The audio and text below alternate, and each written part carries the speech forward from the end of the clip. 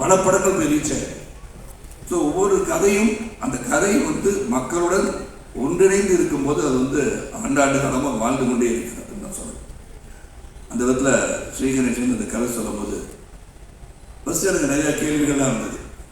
ஏன்னா இங்கே எல்லாரும் பேசும்போது ஏழை, பணக்காரன், நடுத்தர வர்க்கம், வசதி படைத்தவர்கள் அனைவருக்கும் ஒரு கனவு வீடு என்று சொன்னார். உண்மைதான். அந்த வீடு எல்லாரையும் கட்ட முடியுமான்றது தெரியாது. அது கனவாகவே இருந்து மறை போடுவார். இது எப்படி எல்லாருமே வீடு கட்டணும்னு ஆசை இருக்கா? ஏன்னா வேகமாக வளர்ந்து கொண்டிருக்கின்ற இந்த காலங்களில் வீடு இருந்தால் தான் என்ன, வாடகை வீட்டில் இருந்தானே, சொந்த வீட்டில் இருந்தானே, ஒரு வீடு இருக்குது, அது நிம்மதியாக வாழ்ந்தாலே போதுமே அப்படின்னு நினைக்கின்ற காலம் கூட உண்டு. நேற்று கூட ஒரு பத்திரிகையாளர் கேட்டாங்க, என்ன சார் சார் நீங்கள் வீடு விற்கிறீங்களாமான்னு கேட்டாங்க. நான் சொன்னேன், சரி வீடு விற்கலை, அந்த வீடை பெருசாக இடித்து கட்டுறேன், இது கூட தெரியாது வீடை விற்கிறீங்கன்னு கேட்டாங்க. வீடில் ஒரு சென்டிமெண்ட் அட்டாச் பண்ணி இங்கே சொல்லியிருக்காங்க எல்லாரும். Of course when you build a home, அது முதல் முறையாக உழைத்து சம்பாதித்து கட்டுகின்ற இல்லத்தை உண்மையாக பெருமையாக பார்க்க வேண்டிய சூழல் தான் அனைவருக்கு இருக்கணுன்றதுல எந்த ஒரு கருத்து வேறுபாடும் கிடையாது. ஆனால் நான் கேட்ட ஒரே கேள்வி, ஸ்ரீ இது ரீச் ஆகுமா?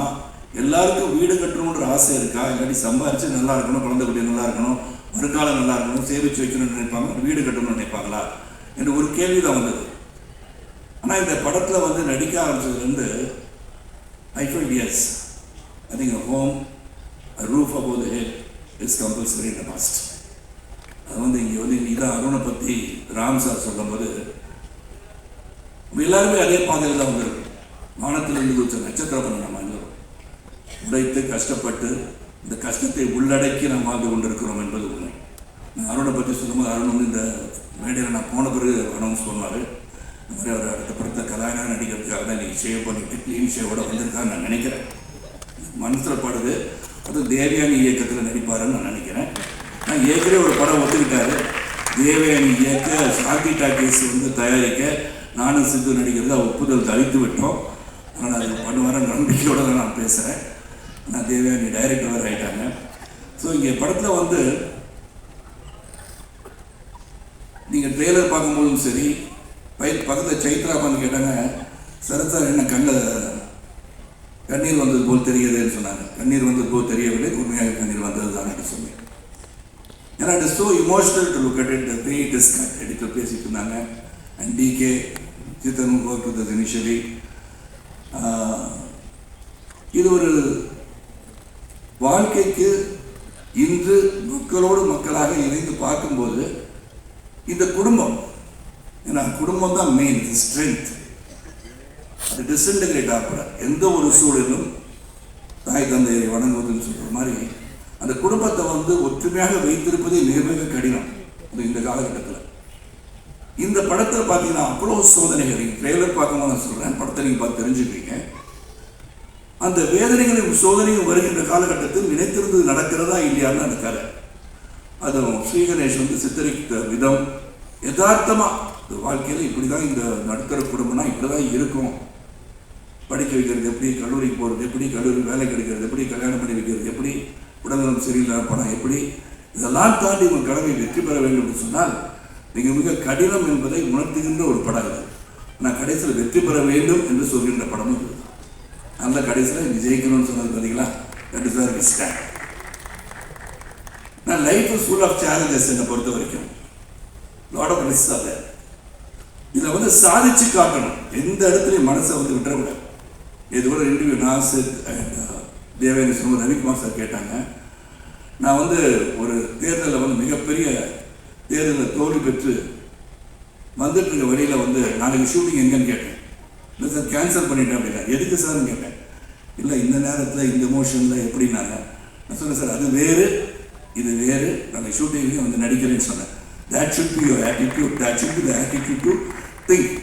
ஏன்னா நம்ம தோல்வி என்பதை நம்ம நினச்சிக்கிட்டே இருந்தோம்னா வெற்றி வரவே வராது.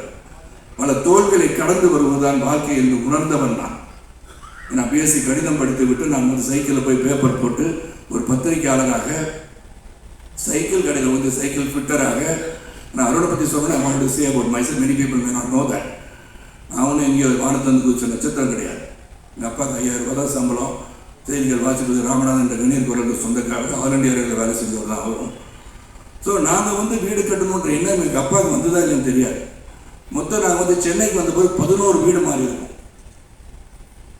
My father never had the opportunity to build a house, but he develop me. நான் படித்து பாஸ் பண்ணி உழைச்சி சரத் நீ வீடு வாங்கணும்னு என்ன உந்துதல் பண்ணதை நினைத்து பார்க்க வைத்த படம் 3 BHK.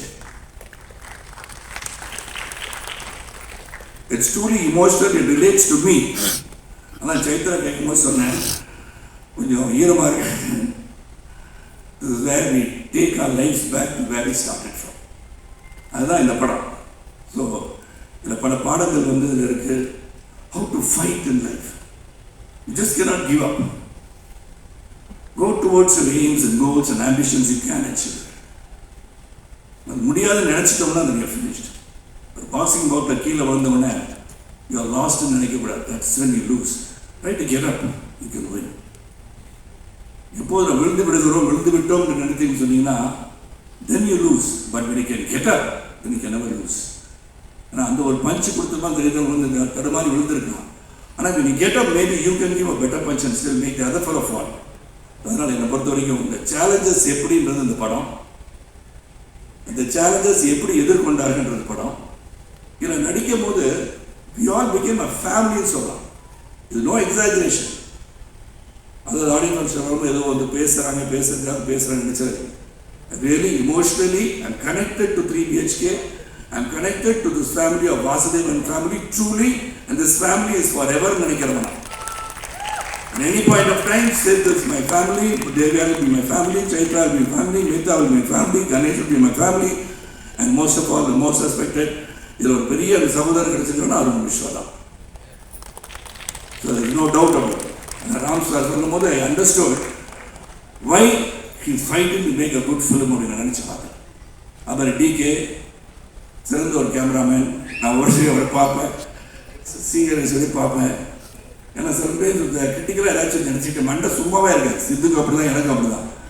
டவுட் வந்துகிட்டே இருக்கும். அது ஏன்னா தொடர்ந்து நிறையா படம் பண்ணிட்டுனால நம்ம மண்டையில் ஏதாச்சும் ஓடி இது பண்ணிடலாமா அப்படி பண்ணலாமான்னு நினச்சிக்கிட்டு. So many times raise few doubts.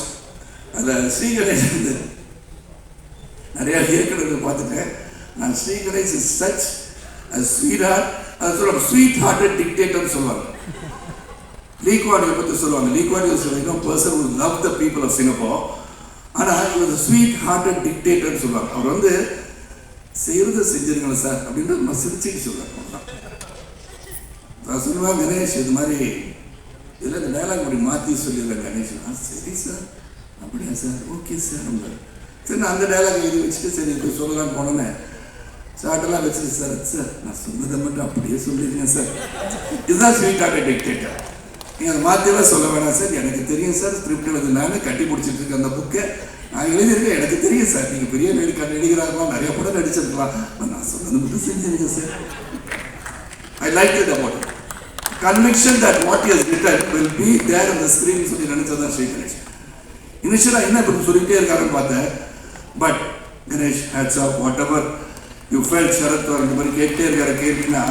கேள்வி கேட்கும்போது தான் நல்லது வரும்ன்றது என்னுடைய நம்பிக்கை. So you feel I have done anything ஹாஷா அது சொல்லியிருந்தேன், நான் சொல்லலை. இருந்தாலும் I apologise if I done anything any harm to your mind mentally I disturb you. I felt like saying that you. ஆனால் இந்த படம் வந்து ஒரு கிரேட் எஃபர்ட் தான் நான் சொல்லுவேன். How it's going to reach the mass, அவள் எங்கே போய் ரீச் பண்ண போது அதெல்லாம் எங்களுக்கு தெரியாது. We have done our job well. Vasudevan has worked well, Shanti has worked well, Aarti has worked well, Prabhu has worked well, and Aishu has worked well. Correct தானே சைத்ரா? குடும்பத்தை மறந்துடக்கூடாது, அதனால தான் சொன்னேன். So everybody has done the part. அதில் வருகை தந்த அனைவருக்கும் மீண்டும் உங்களை சந்திக்கின்ற வாய்ப்பு வரும். இந்த படத்தை போய் பாருங்கள். அண்ட் ஒன் திங் நான் எல்லாத்தையும் இப்போ சொல்ல ஆரம்பிச்சிட்டேன். The audience, when you go and see, other than the press and the media who are authorized, who are given the rights to even criticize a movie or write good about a movie, they have the right because they are film critics. But as audience, நீ போய் படம் பார்க்கும்போது keep your judgment reserved. Let everybody see and come up with an opinion. படங்களை போய் பார்த்து உள்ளே இருந்துக்கிட்டே மச்சான் உள்ளே வந்துடாதா படம் நல்லா இல்லைன்னு சொல்லிடாங்க. ஆனால் உங்கள் வியூ அப்படி டேஸ்ட் டிஃபர். ஒருவருடைய விஷயம் இன்னொருத்தருக்கு அமிர்தமாக இருக்கலாம், அது நமக்கு தெரியாது இல்லையா? So let them all go there, you all go watch the film, let every individual make their own decision how this movie is. அப்படி பண்ணால் இந்த கலை உலகம் என்றும் நிலைத்து நிற்கும் என்று சொல்லி, உங்களை விட்டு இங்கிருந்து பிரிந்து செல்வதற்கு மனம் இல்லாவிட்டாலும் இன்று இருக்கிற இந்த அப்பாயின்மெண்ட் அப்படி that I won't go anywhere. நான் பத்திரிகையாளர் சிலர் கேள்வி கேட்கணும்னு நினைப்பாங்க, என்ன அதுக்கெல்லாம் பதில் சொல்லியே நான் பழகிருக்கேன். அது என்னை பொறுத்த வரைக்கும் கனவெல்லாம் நிஜமாகவும் சொல்லி வரிகள் இருக்கு இல்லையா? நீங்கள் எல்லாம் உழைச்சோம்னா, உண்மையாக நாம் அனைவரும் உழைத்தால் உழைப்புக்கு ஒரு வெற்றி உண்டு. உழைப்பவரே உயர்ந்தவர், உழைப்பு உயர்வு தரும் என்று புரட்சித் தலைவர் பக்கத்திலும் கையெழுத்திட்டது போல உழைப்பவரே உயர்ந்தவர் என்ற எண்ணத்தோடு நாம் அனைவரும் உயர்வோம். உண்மையாக உழைத்தால் வெற்றி வரும். அந்த வெற்றியை நோக்கி பயணம் சொல்லி இந்த படம் சிறப்பாக உங்களுடைய வாழ்த்துக்களுடன் திரையரங்கில் நிரம்ப, காட்சிகள் நிரம்ப நல்ல வெற்றி படமாக அமைய வேண்டும் என்று வாழ்த்தி விடுவதில் நன்றி, வணக்கம்.